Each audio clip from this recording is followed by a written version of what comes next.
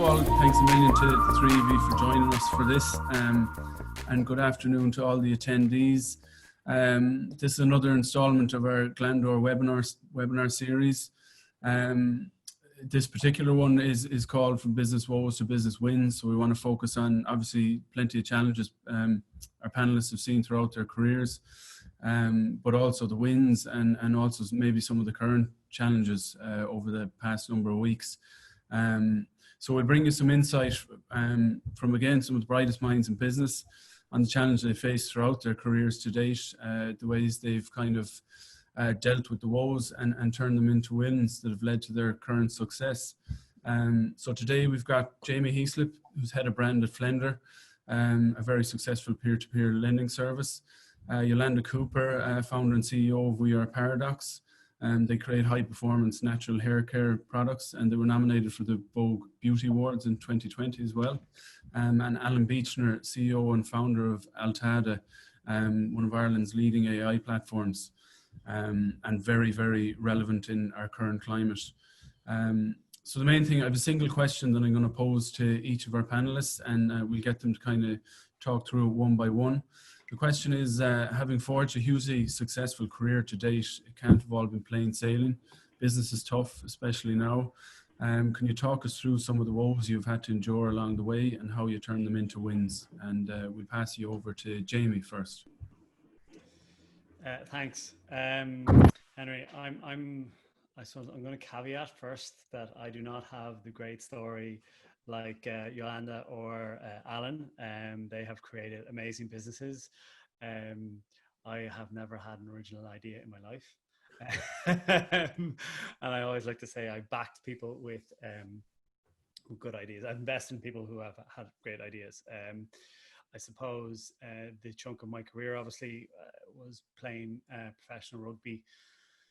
And along that, it's kind of like a microcosm of life to a certain degree, you know, because it's like life in fast forward. You're kind of playing every week. You set out at the start of the season, you know, we want to win everything. Okay, well, how do you want to achieve that goal? You know, what are the habits, the behaviors, what's the process that's going to get you to that point? And peeling that back. So peeling back into quarters and peeling that back into kind of monthly and weekly basis. But then like you get feedback on a weekly basis basically and the unfortunate thing about it is in the public eye as well. You can't be hiding in a meeting room anywhere. You know, and you get quite comfortable with trying things, with failing at that kind of very public level, but getting the chance to kind of feed back into that. Okay, learn from it on the Sunday after the game, on a Saturday, and the Monday. Okay, how are you going to address that going forward? And you very quickly shift on to the next opportunity to kind of improve yourself on that, improve your processes, improve your kind of behaviors or your actions, for want of a better word, and kind of hone that craft as such. And that's kind of the biggest takeaway I've had as I kind of transition out of sport into the business, the kind of the real world, as we call it, outside of the bubble that is sport. And it's been interesting because like I'm now starting out all over again, having come out now, and I'm out 2 years now. I took a couple of months off. I kind of renovated a house. We had our daughter, and then I kind of jumped into the corporate world at what we could argue is the tip of the spear in going full-time in Google for just over a year, which was very, very interesting. But again, you saw similarities in terms of it coming back to processes in place, learning from them, looking at the data. What's the data kind of telling you? Trying to pull insights from that, apply it to the next lesson that you have, and use that constant feedback loop. So I took a lot of those similar lessons from sport, brought it into that business world, learned a lot about how you apply it at scale in that world. And then where I've landed now is as I kind of go back to kind of consulting with the different businesses that I kind of invested in, most of them bar actually the two pubs.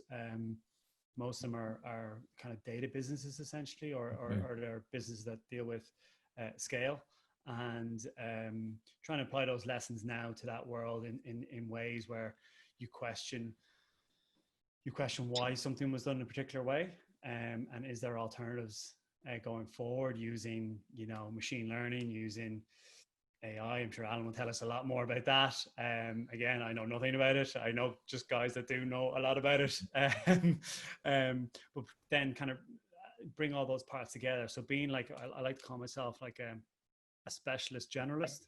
So I bar specializing, I suppose, in rugby. I've you know, in rugby, you have to deal with sponsors, you have to deal with teammates, you have to deal with coaches, you have to deal with the media, you have to manage yourself, you have to manage others, you have a whole backroom staff in the team itself, you have a whole backroom staff that looks after you. So you kind of get a really good taste of an array of different skills and understand the top line of a lot of it as opposed to going deep. So in my new role now and across these different companies that I'm in, that's what you do. You try and bring these different teams together and partner these people in and get them pointed in the right direction, because as I've learned from sport, that when you get people who have all these specialist skills and you get them pointed in the same direction, amazing things can happen. Excellent. And just, I suppose, from your perspective, you're dealing in a number of industries. I know you're doing a huge amount of work and you're in Flender full time at the moment, but you've obviously other business interests going on in the background, and it's managing that, I suppose, and kind of the challenges that you see in terms of division of your time. Yeah, like I mean, time is like one of the few finite resources that we do have. So trying to manage that, like where you spend most of your time, how you know, that kind of Pareto's law rule, you know 20%, what was it, 20% of your effort will get 80% of your reward. So, or the other way around even, but like I'm trying to focus in on what I'm most effective at. And you know, right now I'm spending a lot of time with Flender because what do Flender need? They need cut through, and they need people to know about it. It's a alternative lending industry is quite relatively new in Ireland. We're behind the curve in terms of non-pillar bank lending in the SME sector in general. It's like 75% of SME lending in the US is done through non-pillar banks. It's 50% in continental Europe. In Ireland, central bank are saying it's 10%. We reckon under the guise of the IFPA, which is the Independent Finance Providers of Ireland, we reckon it's about 30% and growing. So, but again, because there's a bit of monopoly in terms of banking, particularly in SME lending, there's a big educational piece that we have to get across. So that's where I think they need a lot more time. Like the pubs, people know what a pub is about. You don't need to get cut through on that. You just, you know, you try and get something set up well, or Kitman Labs, data science in sport is while it was a problem, is very much to the forefront now. So these other areas like Urban Vault, Love and Dublin, they're well more established. So that's why I'm spending a lot of my time here. And the other areas are kind of, I kind of come in probably once a quarter, if I'm honest at this stage, because they're set up in such a way that I only need to come in that kind of at that top level. Yeah. Brilliant. That's kind of a hangover. Well, not a hangover, sorry, but it's the way I had to set it up while playing. Playing it's a bit of it consumes all your time. It demands all that.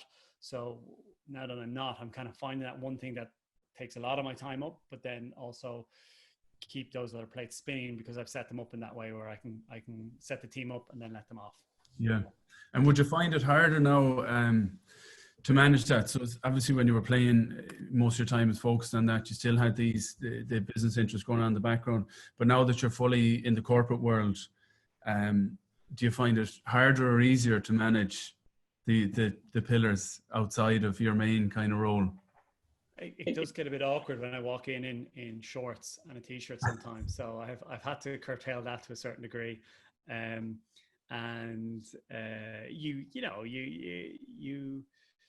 You learn a lot of things. A lot of business talk about honest candor. They're not, being honest. If I'm being honest, like you want to be like a changing room, a team review on a Monday morning watching a game is an honest environment because it's on video. It's very easy to see. Behaviors are very easy to see in the corporate world. It's not as clear as that. You have a lot of people who put their hand up when things are successful, but go hiding when they're not. And honesty to me is putting your hand up just as quickly when you've done something wrong, and when something hasn't been successful, and you accept blame and you kind of learn how to move forward. Now, a lot of that has come down to the culture. Again, something that I found very, very important of finding places and creating places that have that kind of culture that, not that you accept mistakes, you know, that you create an environment that people aren't afraid to make them, and that you don't punish them for it, but you make sure that they learn it. I can accept people making a mistake once or twice, of the kind of the same mistake once or twice, but 3, 4, 5 times. Okay, well, what are you doing? Are you learning from this? Are you not learning from it? Are you working on it? Have you tried a different way? These sort of things, and try and help then, I suppose, coach them through it, because while I haven't been through it as much in a business sense, I've been through it in a very kind of, I suppose, when your body is your asset, and in your job, you kind of learn how to kind of learn a lot about yourself, and how to kind of measure yourself, I suppose, and how to kind of measure that process and habit. Okay. And just last one before we jump over to Yolanda, just in terms of Flender, we know the business quite well. It's a fantastic business, and I think you've done amazing things in quite a short space of time. Are there any kind of challenges you'd see for yourselves over the coming months, and especially in the SME space for clients, I suppose? Yeah, we essentially, like, we're a digital lending platform, and we're kind of matching lenders with borrowers, right? And a big part of our lending bucket was institutional lenders, and like everyone, we were affected when the crisis hit, where big VCs, private equity, alternative asset finance companies, and like a lot of companies, they were just said, right, we are hoarding our cash, and we are stockpiling it, particularly for startups or business models that run at like a negative burn rate. That that's difficult for them. They're finding it quite difficult as well to raise funds. So like I said, a big pool of money for us was institutional lending that helped us enable kind of loan the businesses. And we had a smaller part, which was like retail lenders, which is like you or me putting money on the platform to lend.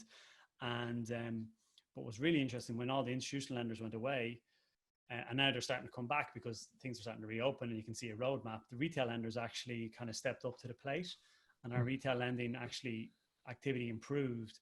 I like to think that it's because people were looking to help and invest in Irish companies.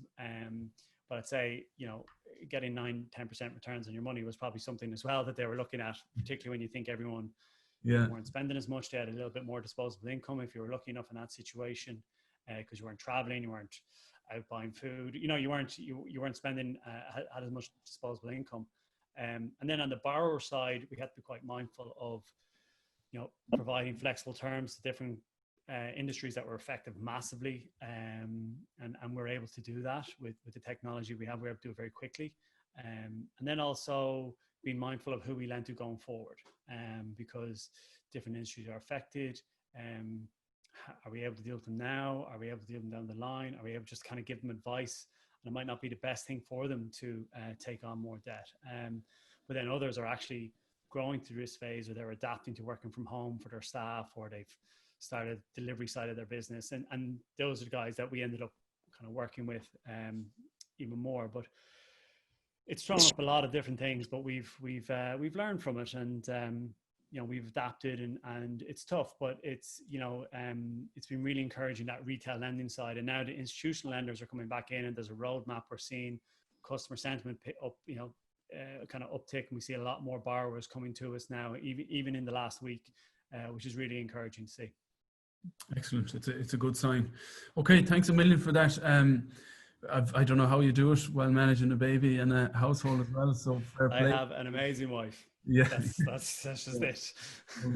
Who also works full time as well here. Anyway. Well, it's a testament to both of you. We'll come back with a couple of questions at the end. So we'll jump over to Yolanda, another fantastic business. So do you maybe want to talk us through again, kind of the woes, the wins, the challenges you face along the way, and how you've gotten to where you are. Sure. Do you have all day? I could talk on the subject all day long. Yeah, so my business, it's called We Are Paradoxx, and we launched in March of last year. And what we do is we make really good hair care and body care, all infused with Irish extracts like hops that's used in Guinness in our shampoo. We use Jameson's whiskey in our elixir, which gives great shine, and our products are vegan, cruelty free, and our packaging is 90% natural, or sorry, 90% plastic free. So we launched in March with our wet line, so all of those hair care products that I mentioned. But in the background, we had been working on an electrical hair tool, which is actually how the business began, called Supernova. And it is we have a patent pending on it, and it's actually I have it here, it's the world's first 3-in-1 hair tool that is a straightener, a wand, and a tongue. And I feel the need to demo that for the men on the call that have no idea what those 3 words mean. But we launched that just before Christmas, and it got off to an absolute flying start. We launched in the UK to begin with 5 retailers, and within about 6 weeks we had over 35 retailers from UK, Ireland, USA, Germany, Italy, even the Middle East. They just loved what we were doing. So we immediately had this kind of sales channel for Supernova then when it launched. So, you know, business was flying. We had a killer first year. Yes, we were under immense amounts of pressure because we had such a great first year to annualize that and do even better in our second. And then COVID hit and everything came falling down around us, or so it seemed at the time. So because Supernova is a cordless tool, the whole positioning of it was a travel tool. And we worked so hard on this for a good 3 years. And as soon as people stopped traveling, there was no need for a travel tool. And that was heartbreaking. You know, whenever you put your heart and soul into something for, you know, as long as we have, and to see it kind of the early proof that it was doing well, for it to come falling down was a killer. But thankfully, all of our eggs weren't in one basket, and we had the wet side of the business that actually is going from strength to strength. So what happened with the wet side of the business, and one of the big kind of woes or challenges that we had with that was when we launched the wet collection, it was 6 products to begin with, and we had all of this interest from retailers around the world, but I had this real desire to be in bricks and mortar. So we were having a lot of interest from QVCs, for example, a lot of interest from .com retailers, but there was just something about wanting to see our product on shelf. Not so much for vanity reasons, although that does play a part too. When you see your physical product sitting in Harvey Nichols, you know, you feel really good about what you've created. But there was just something that we thought, you know, if we get into bricks and mortar, it's really going to help us build the brand. We're going to get footfall, eyeballs on it, and so on and so on. And our whole strategic direction was about getting this into store. So what happened fairly early on was actually Boots came to us. Now, our products are fairly premium. The price point is quite high. And I remember nearly turning down Boots, saying, the products are too expensive for you. Your customer won't spend £18 on a shampoo and £30 on a hair mask when they're spending, you know, $4.99. But they convinced us to list with them. They put us across, you know, over 100 stores, and it didn't sell. And you know, we went through all the effort, all of the marketing commitment, the listing fees, you know, the cost of doing business with a retailer like that is serious. And, you know, when your gut just tells you from the start, this isn't the right way to go, but you're kind of wooed and convinced into doing it. So we did it, and it didn't sell. And we had to make that, you know, really unfortunate decision to delist from them. And we did that. And what actually happened was, and that we felt pain with that, you know. There were some sales, there weren't no sales. There were some sales that was kind of, you know, keeping that channel at least making sense for a little while. It just wasn't doing the numbers that we had hoped. But what ended up happening when we delisted from Boots was there were all these other online retailers that didn't want to touch us when we were in Boots, because they didn't want that kind of mass market accessibility to it. They wanted something a bit more exclusive. And they started to say yes to us. And actually what ended up happening was our profitability for the business increased because the online retailers that we started dealing with were much more affordable to work with. They wanted to put much more behind us in terms of marketing. And actually now, once, you know, COVID hit and all of the physical stores, you know, around the world closed, we weren't relying on bricks and mortar sales, which is what we would have happened if we'd have built that sort of retail business. So in a very strange way, you know, sometimes things work out for the better. And we're seeing, you know, you can see it's across multiple industries, but certainly within beauty, you know, it was Leonard Lauder actually from the Estee Lauder group coined it the lipstick effect, that when there is a recession or times of uncertainty, women still want to spend money on beauty products because it's what makes them, you know, feel better. And we've certainly seen that. So actually the fact that we're not relying and actually exposed by having all of this stock and sitting in physical retailers has made our business much, much stronger. So, you know, I guess the lesson I sort of take away from that is, you know, when you know that something's not working, pivot quickly and focus on the areas, you know, that are working, because actually by putting your energy into that and your business focus around that, you'll reap even greater rewards. So that was one of the big lessons I learned on kind of sales distribution strategy. On the electrical side of the business, I mean, I get interviewed quite a lot for you know, beauty magazines and things, and one of the questions I always got asked was, what has been your biggest challenge to date? And my answer was always, there was never one big challenge. You know, business is challenging every single day. It's kind of a new day, new challenge. Well, that was my answer until I started the development of Supernova. So my background is actually in business, in marketing, and in product development, not in engineering. So to be running quite a complex mechanical electrical engineering project with no engineering background was tough. And what ended up happening was I completely underestimated the cost of goods on it, the time for research and development that was needed on it, you know, the kind of commercialization roadmap that was needed for it, and just went ahead and pre-sold the concept and the product to our retailers that we had for the wet goods. They all died for it. There wasn't a retailer that I presented this to that didn't want it. So of course I was like, right, then we've got to get it ready. So we kind of put the pressure on ourselves for getting it to market for Christmas of last year, because, you know, it's a high price point. So it's a perfect kind of gift product. So we broke our backs to get that out to market before Christmas. And what ended up happening was, because we'd underestimated that whole kind of pre-production stage, we didn't have enough kind of and it's made in the UK, I should say. It's made up in Northern Ireland, not in China. So luckily the factory was 2 minutes from my house, so I was able to be all over it.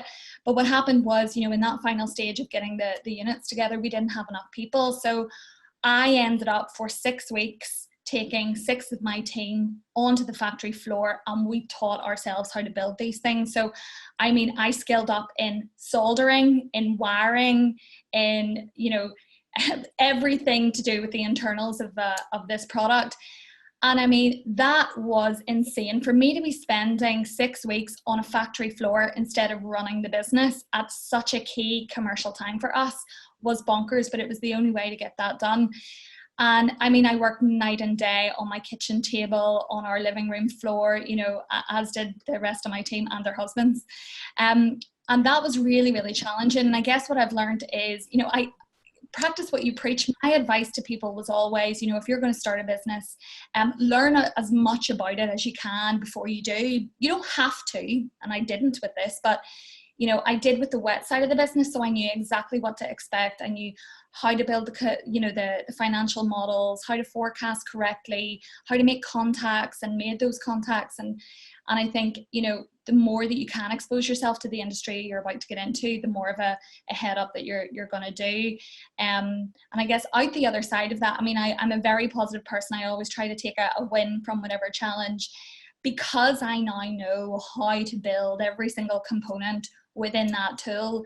It's given me such a deeper understanding of it and how it works and its functionality and everything else, that it allowed me to instantly know how to make it better. So, you know, what we're doing during this time of COVID, when we're not selling hardly any of them, is working on those, you know, amendments to make the next generation of it even better than before. So I guess that's the thing, by getting into that granular, you know, engineering level detail of it that I wouldn't have done necessarily before, I've learned so much more about my own product and how to make it better.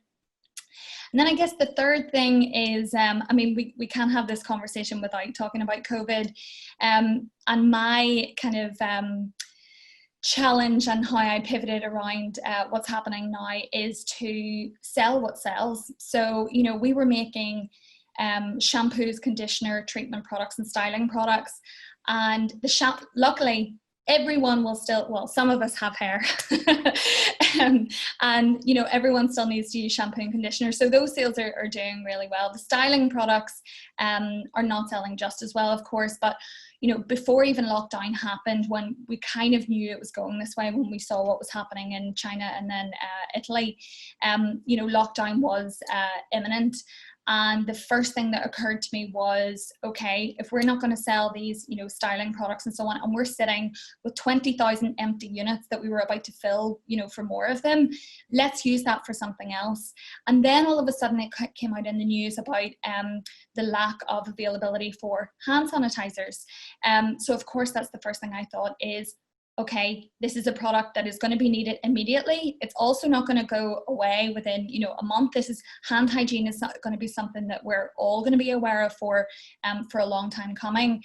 And so I quickly pivoted, got a formula ready that was actually already prepared because luckily our manufacturer already makes hand sanitizers for other brands.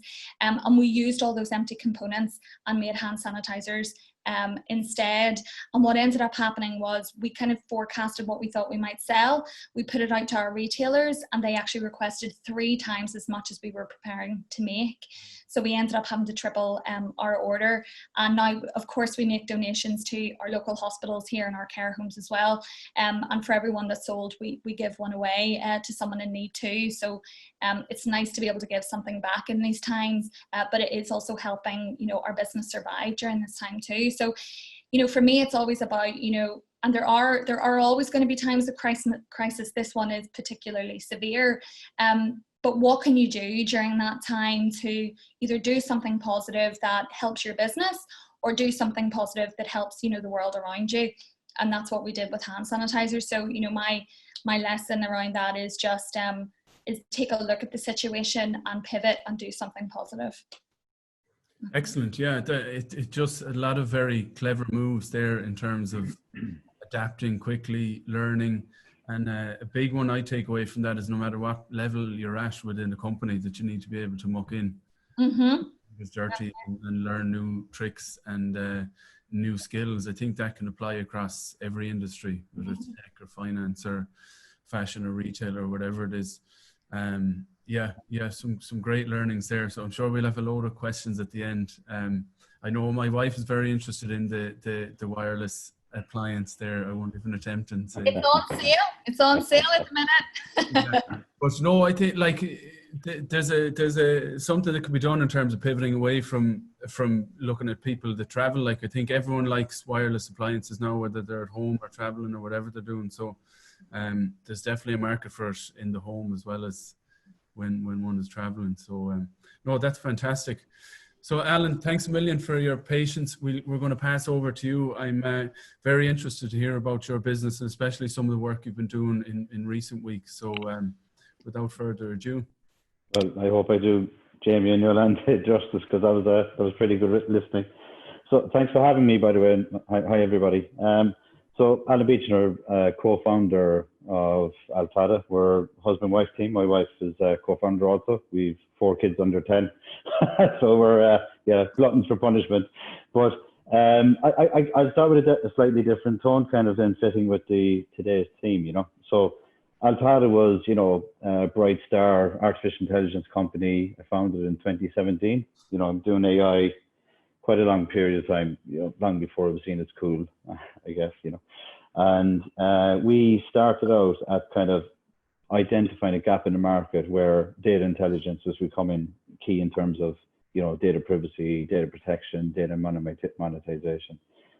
So we started off with a kind of core team. I'm both CEO and technical, and we ramped up really, really quickly. Within the short space of time, we were up to 34 staff, most of them technical data scientists. And this is where we started to head into kind of, I guess the last team is failures and fatal and wins and woes. So we head into a situation where we had a large team and head into a situation where we had a fall down between the shareholders and funders. So we had investor agreements collapse, and I was faced with December 2018, no salaries, no payroll, insolvent, heading into 2019. So we sat back and recalibrated and said, okay, as a founder, what are we going to do? This is, 15 years of IP in my head in the company. How do I, protect the team, protect myself? So we started seeking advice, mediation, negotiation. And the reason I'm talking to that today, guys, is because, COVID-19, as you come out of the back of this, it's going to be, quite scary for a lot of companies. There's lots of talks around liquidations, liquid events, restructuring, insolvency.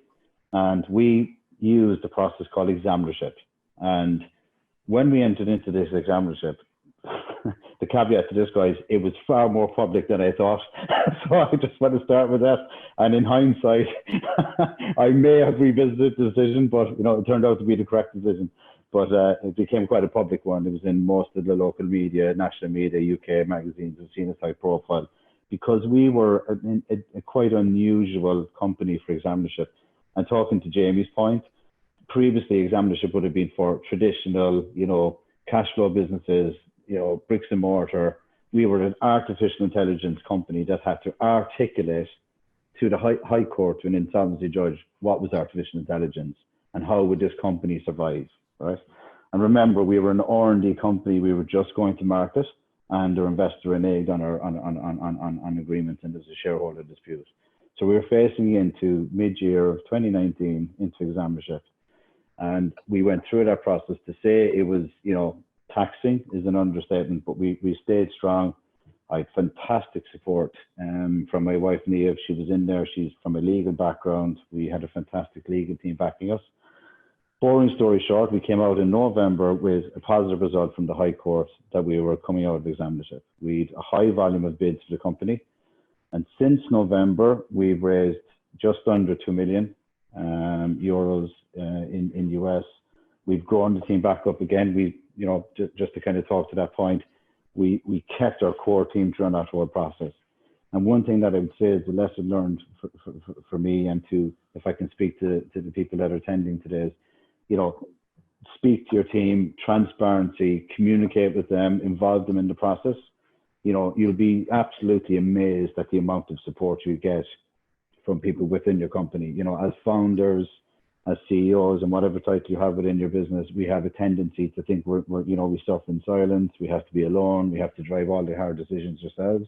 Use the team. You'll be absolutely amazed at the tenacity of people if you involve them in the conversations. So we kept our core team, which frankly would have been pretty, sought after individuals. Like, these are high-end artificial intelligence data scientists, So we drove on with the organization with a high number of bids, and now we're sitting here in May of 2020, actually our anniversary when we started the process this week, and we've secured 2 serious clients in the US, projects within financial services. We've become an Enterprise Ireland HBSU client. We're in another funding round at the minute where we're pretty much closing that out this in the next 4 to 6 weeks. And we've pivoted our business into health services to help with COVID-19. And, during that process, it's quite a difficult decision to make, to say, do I fight for this or do I go down? I'm not saying liquidation is easy, and I'm not saying that to anybody here, but liquidation is, it's gone. There is no company, there is no staff left. The technology will be sold to the highest bidder. So we took the path that was less traveled, which was examinership, which meant that we became a business that survived and we could move forward. So all I would say to people is there is other methods, there is other ways in front of you. And I know better than anybody that there's many companies out there are going to be under pressure from investors. They're going to be under pressure from partners. You know, shut down, liquidate. Let's do a fire sale, lay people off, cut down staff, reduce headcount. These are all very, very, you know, real problems that people are going to face post COVID-19. You know, so all I would say is get the team around. You know, speak with your team, get your advisors engaged. You know, legal guys, accountancy firms, they are absolutely fantastic individuals out there that will just sit down. They'll give you the hard facts, but they'll support you, you know, and just keep driving forward. And I guess the main thing that I learned was if you believe in yourself and if you trust yourself that you're going to come out of it and back yourself every time, you know, it's the, what do I call it, the innovator's dilemma. You know, sometimes you just have to make the tough decisions to drive the business forward, you know. Yeah. It's interesting though, I think, when people are in an industry like yours and have a product or service like yours, you've put so much time and blood, sweat and tears into creating something that, as you're saying, you have to explain it to a judge. So not many people outside of someone with your knowledge and intelligence and expertise in it understand it. So people like you are essential, that you have to fight for the business to kind of to keep it as yours and to keep it going in the direction that you created it for. Yeah, and just believe in it. You know, as you said, Henry, there's 40 man years gone into building our platform. You know, like that's the amount of time and effort that's gone into it, and never mind the 15 years prior to that of building up to building that. You know, and you know, you have to back yourself. You know, and just the interesting was the work you're doing around kind of COVID-19. How did that come about, and do you see that kind of you pivoting your business elsewhere in that direction, or? Yeah, so frankly, it wasn't a commercial decision at all. I just saw things breaking down within 3 days. I had colleagues from the US, because we do a lot of stuff in health services, contacted me saying, "Man, can you help with this? We're absolutely overcome with problems." So we created an AI model for predicting the spread of the pandemic 3 to 4 days in, when it really started hitting. So I got engaged in the HSE task force here also, and in the UK. And started looking at how do we provide for volume management, the rate of change, demographic that's being impacted. And we created a model that was picked up by the health service executive in New Jersey, New York, that they started using our model to assist hospitals and private healthcare providers to start planning allocation of resources.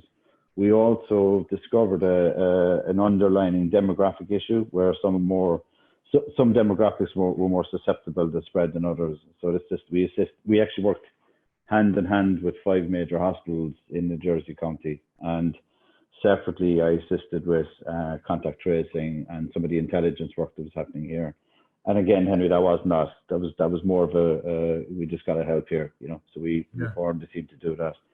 On the back of that, it so happens that one of the major providers we were working with has engaged us to assist with building a new platform for volume management for most of the major healthcare providers in the US.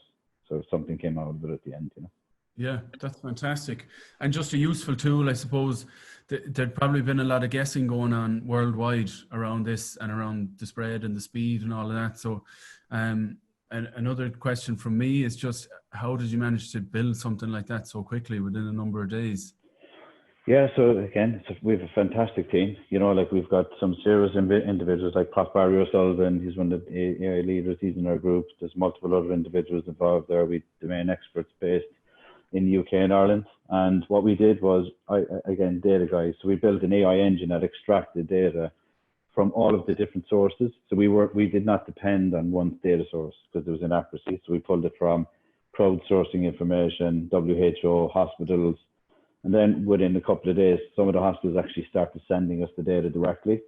And we started preparing models. Within 2 days, we had 63% more accuracy than the model that they were using internally. And that's what happened. So we just sparked from there and we started allocating the team to that then.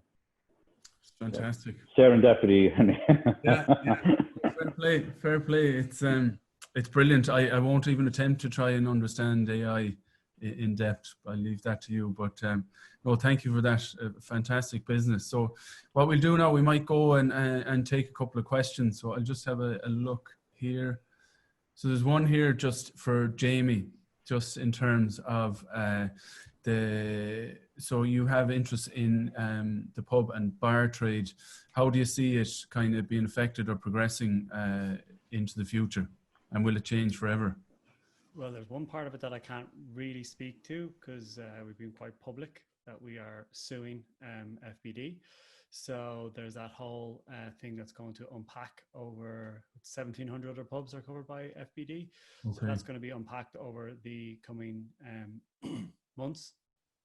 And I think that's going to reverberate into insurance, how insurance steps up across multiple businesses. So I'll just address it now, but I can't really get into it because it's an ongoing. Can I just say good on you, Jamie, man? That's what. Well, yeah. But then, you know, in terms of the business itself, our other pub, the Bridge 1859, isn't covered, right? And there's 7,000 pubs out there. So, you know, 77,000 pubs in Ireland, sorry. And we're one of those ones that the bridge isn't covered. But in terms of that, we've kind of, okay, you know, we were the first to be made closed, you know, in terms of industries. And then it was like, okay, it's closed. And then you have to go through that process of shuttering that down and minimizing your cost, working with, to Allan's point, in terms of going through examinership. Not that we're going through an examinership, but we had to work with the various different stakeholders throughout it. And I think everyone has experienced that over the last 8-10 weeks. So working with the bank, working with suppliers, working with staff, and managing that landscape. And once we got that under control, it was very much looking at am I saying it right? Yolanda? Mm-hmm. Yes. To Yolanda's point in terms of okay, how do we diversify? Okay, our main thing was selling drinks, you know what I mean? Okay, we can't do that now. Okay, so what can we do? Or when it starts reopening, what can we do? And it was really like, it was kind of going from what potentially was a fixed mindset to a growth mindset, and reframing the problem in terms of an opportunity or a part of the business that we didn't really spend a lot of time on. And that's the focus now for us, if I was honest. I actually have two questions, though, if I can ask. Go for it, Jack. Go for it. To both of our other speakers. Yolanda, the first one too, you touched on, if I recall, kind of trusting your gut feeling. So you didn't really trust your gut feeling when it was coming to boots. Mm-hmm. And so it kind of comes back to your original problem, though, of you had the Supernova product. Mm-hmm. And when COVID-19 kind of hit and this wasn't your main, you wanted to launch this, what was your gut feeling then in terms of your idea of diversifying and pivoting? Like, you know, where did that sit with you? You know, was it a good feeling? Was it a bad feeling? Was it scary? What was it? All of those things, probably. I think I am very, very good, so I'm told, at pivoting and moving on very, very quickly. But I think it's very important to balance that between making rash decisions, you know, and making decisions too quickly without being fully informed. So, you know, I always sleep on whatever plan I'm thinking about making. And it always becomes clear to me, you know, within 24 hours, whether it's the right thing to do. And I do trust my gut. I feel like your gut is a very real thing. Now, some people make terrible decisions all the time. And if you have a terrible gut, don't trust your gut. But most people have a sense of what is right for their business and what isn't. And I've really tapped in to learning to really listen to that. And, you know, what in terms of the wet side of the business, you know, what we were about to do, and actually this reflects the question that's just come up on the Q&A as well, was, you know, what products are we going into? And one of our USPs that became our main USP is the fact that our packaging actually is all aluminium and stainless steel. So our mission was very much about, you know, reducing the consumption of plastic in the beauty industry. So we went down this metal route, and I underestimated the power that was going to have, and that was what opened most of our retailers.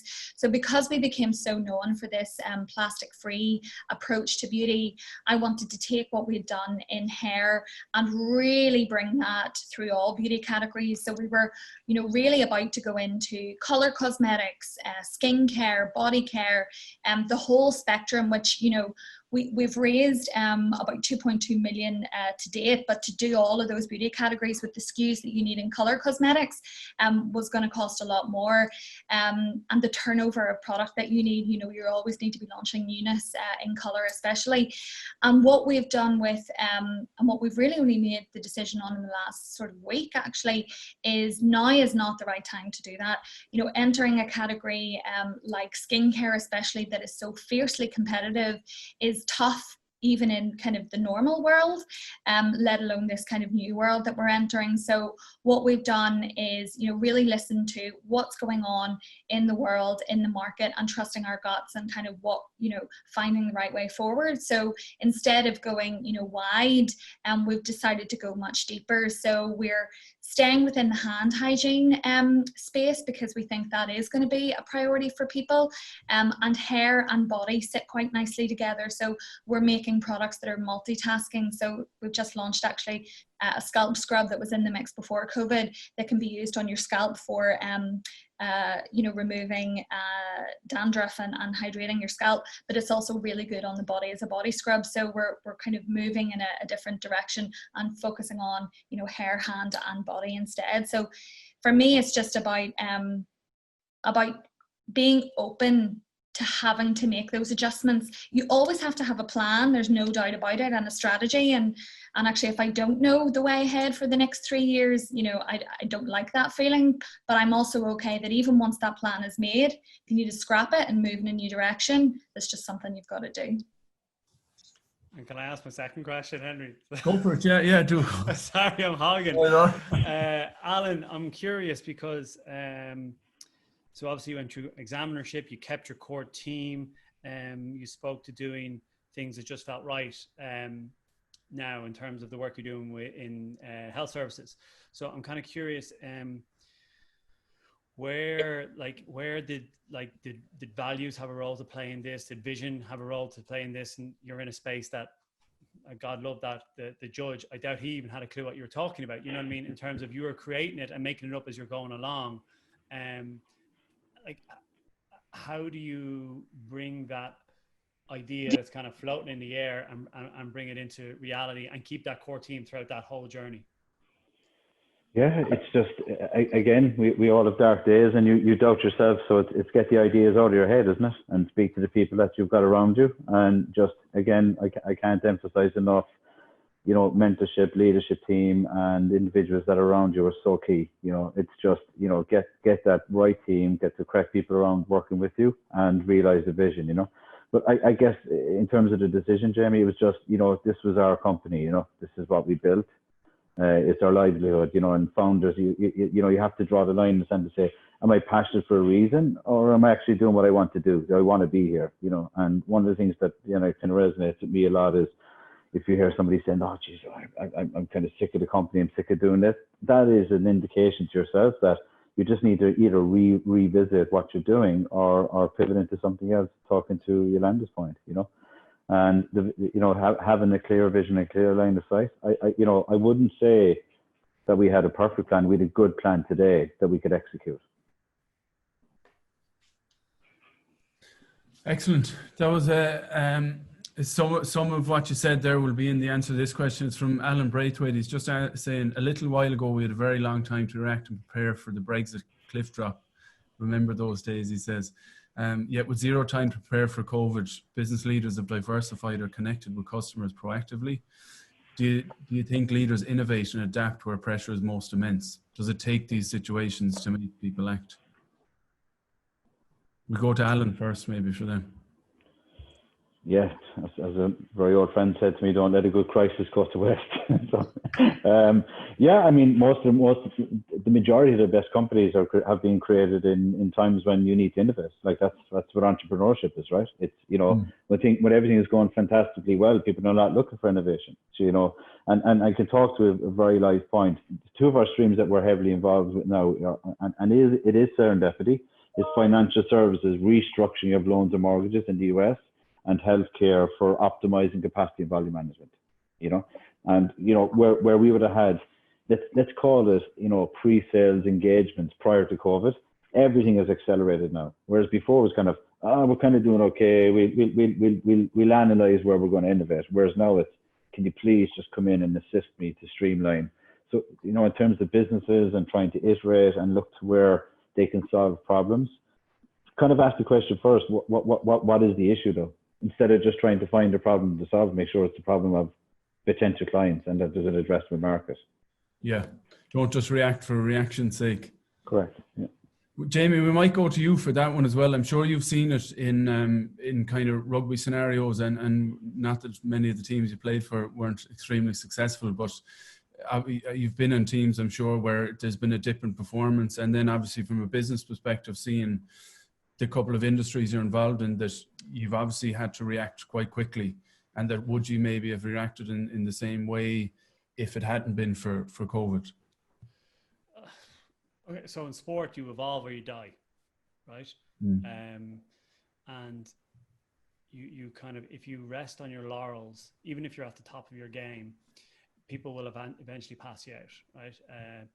Look at the Irish rugby team coming into the World Cup, okay? From 2015 to 2019, by 2018, they're number one in the world. They've beaten every top tier nation in the world, beaten New Zealand twice, never done before, all that sort of stuff, right? And they're ranked number one in the world going into it in 2018, so a year out. But they rest in the laurels. They don't evolve their game. And that's like business. So, businesses sometimes, they get the competitive edge, or they're first to market, or they have a brand new idea, or they've just kind of remixed something, whatever it is that gives them the competitive advantage in the marketplace, and they gung-ho ahead.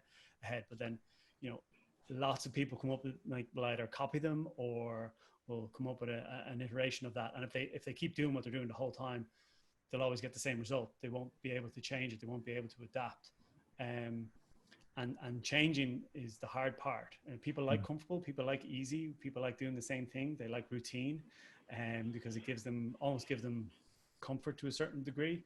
And it's the brave ones that I think change or adapt or evolve, like I said, that will, but stay true almost though to their values. So values can stay consistent, but the way you do things in the process and habits can change. I think that's very, very important to kind of make the distinction between the two, because that's how you can create your culture, and then your culture can create a long-term legacy. But you have to keep evolving your products, your services, the way you play, but still true to what you're about. Excellent. And in business, I suppose, it's been a good time for Flender. Obviously, businesses kept going, but you haven't had to react or change too much, I suppose, over the past kind of 10 weeks, have you? Yeah, well, we're have always been a purely online end-to-end digital service. But it's funny watching the banks who said you could never move online, and in like space of 3 days, their whole workforce, or the majority of their workforce, are online. Yeah. And you could say the same thing for telemedicine. Amount of GPs that probably didn't know how to do a Zoom call now can, you know what I mean? Yeah. Or, you know what I mean? Even Zoom. My parents, who are in their mid to late 70s, are able to use Zoom, which was like the most impossible thing before this whole crisis. But, all these things definitely accelerated a lot of trends, and maybe it was a needs must. But I think if you didn't, then you would be left in the wake. And that kind of brings me back to what I was originally saying, that if you stay in that fixed mindset, you will get passed out, and you won't be able to keep growing. I'm sure, like Yolanda's talking about various different products already. Allan, I won't even try and talk about AI, but I'm sure it's going in crazy places of what it can do, right? But all these different,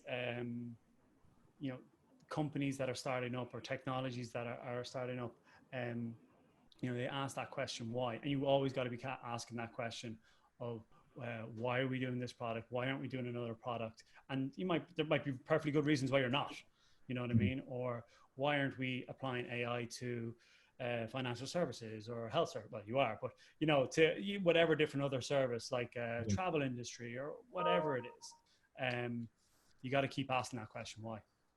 Excellent. Okay, Yolanda, we have a question here from Sarah.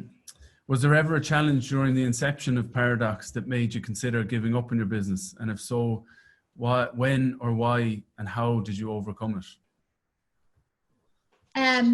Never was I going to give up on the business, and never will. I think there was a time that I wondered, you know, was it really going to go somewhere?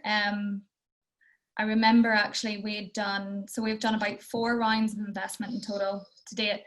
And the first one came so easy that it completely warped my perception of fundraising. I thought, what's everyone, you know, complaining about? Like, why? It's easy. You just go out and have a meeting and people throw money at you. It really felt that easy in the first go.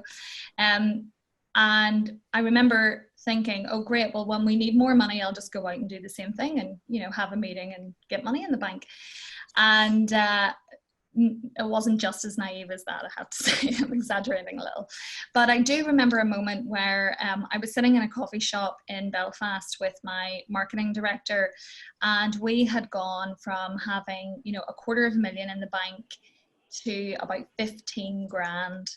And I thought, if we don't get money in this month, and I had started the conversations, but if that money doesn't land in our account this month, that's it. And there was a moment, like I'm full, I think all entrepreneurs have to be full of self-belief, but, you know, as Allan mentioned earlier, there are moments where you doubt yourself and you really doubt, you know, can I do this? Are we going to get there? And, you know, looking at that bank account was so frightening, but also so focusing on, you know, why am I spending that dollar or that penny or, you know, that cent? You know, and it's kind of what we've had to do with COVID, you know, as well, is strip out all the fat, you know, cut back to bare minimum. You know, when you're in survival mode, you very acutely become, you get 20/20 vision on your, you know, your P&L. And we really made that 15 grand last as long as we needed to in order to get the next fundraising.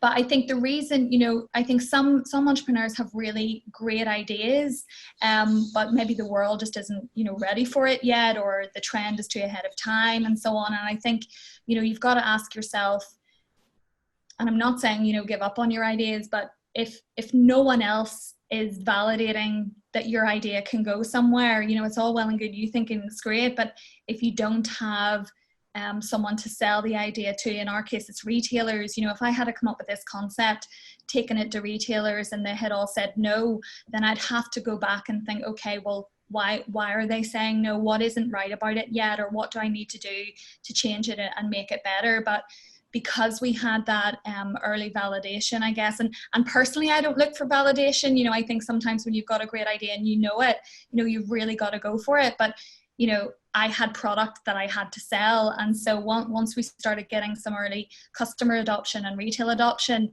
I thought, I'm never giving up on this because I know it's going somewhere. We just have to get enough money in the business to make it go somewhere. And we did. Brilliant. I think a good point there, kind of in terms of self-awareness as an entrepreneur. I think obviously it takes a certain person to have the confidence to become an entrepreneur, but it's also important to be aware of what you're trying to create. Is there a need for it? And as you're saying, will there be buy-in and will people row in behind you? I think if that does happen, then the sky's the limit. Yeah. So that's brilliant. Never give up. Yeah. Allan, there's a preloaded question that came in ahead of time with regards to AI.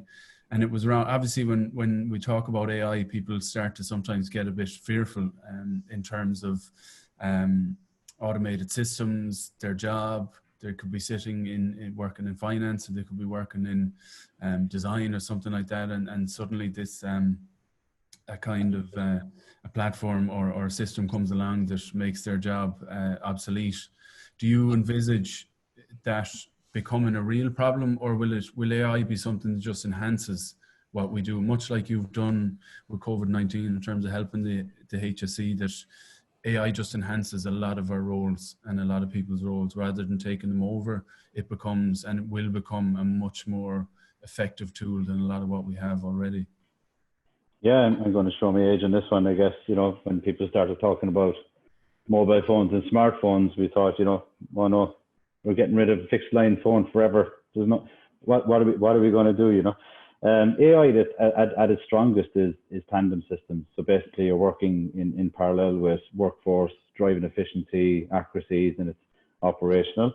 It's just going to create a different work environment, you know. And if you think about the application of AI, you know, AI is everywhere already. It's not as if it's, you know, just one of these dark clouds that's going to rain in. You know, every app that we open, every smart device that's operating, there's multiple different iterations for technology that's been used to, you know, provide longevity.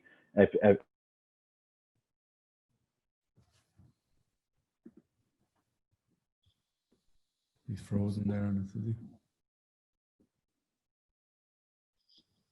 Just when I was really starting to understand AI. I know.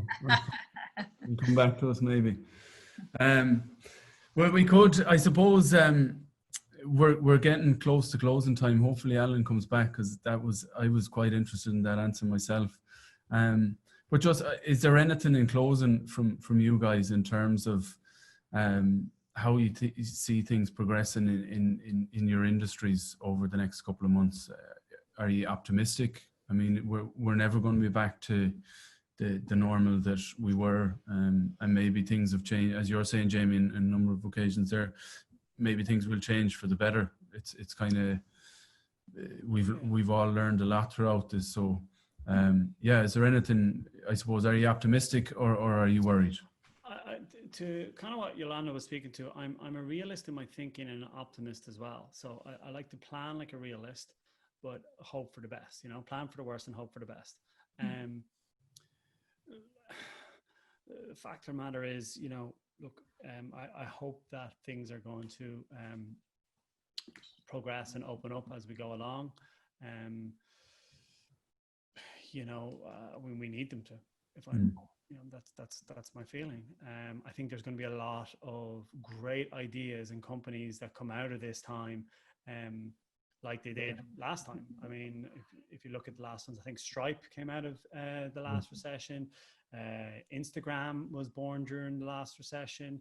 You know, all these different, sorry, they're just two ones that I just know quite recently, but there's so many different ideas that have come out of it, and that we're going to see that as well. And we just hope that we don't stifle that, and that we don't put limitations around that we don't stop funding those ideas, as well as then funding the businesses that are like 1, 2, 3, 4 years down the line.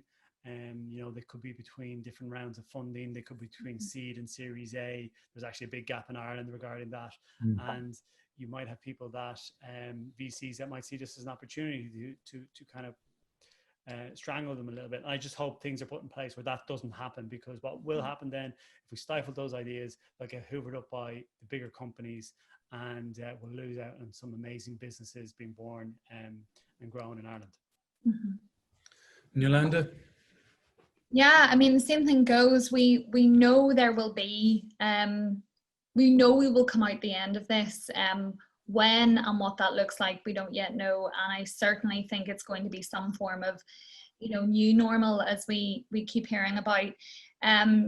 I think in the meantime, you know, kind of what Jamie said, whilst I am an eternal optimist, I think when it comes to planning in crisis, you've got to plan for the worst.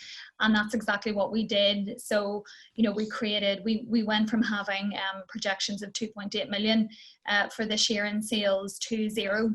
And we're actually not at all experiencing that. In fact, we may well end up having our best month ever in sales this month of May, because the shift has moved to online purchases. So but it means that by planning for having no sales for the foreseeable future, you know, we've stripped back every cost and we've gone as lean as we possibly go in order to extend the runway, you know, as far as we can in terms of, you know, what cash we have in the business. And I think it's a really, you know, smart way to operate, is to really imagine the doomsday scenario, so that, you know, if it's not quite as bad as that, you're in a better position than you expected to be, and you're prepared for every eventuality. So, you know, yes, we will all come out the other end of this in some shape or form, and it's just about, you know, can you adopt and adapt quickly in the meantime. But yes, I'm hopeful for the future, and hallelujah that people need to wash their hair. Always, not myself now, but everyone else. You need the scalp one. That's what you need. Yeah. The scalp oil, yeah. Well, look, guys, really appreciate your time. I think some amazing insights there from three very different industries, and there is a silver lining, I think, always to kind of tough times, and you guys seem to be doing a fantastic job in what you're doing. So fingers crossed it will be good. We just need to all take care of each other over the next few months and back each other. But really appreciate your time, and hopefully we'll see you again soon. Thank you, everyone. Thank you. Thanks, guys. Take care, guys. Bye-bye.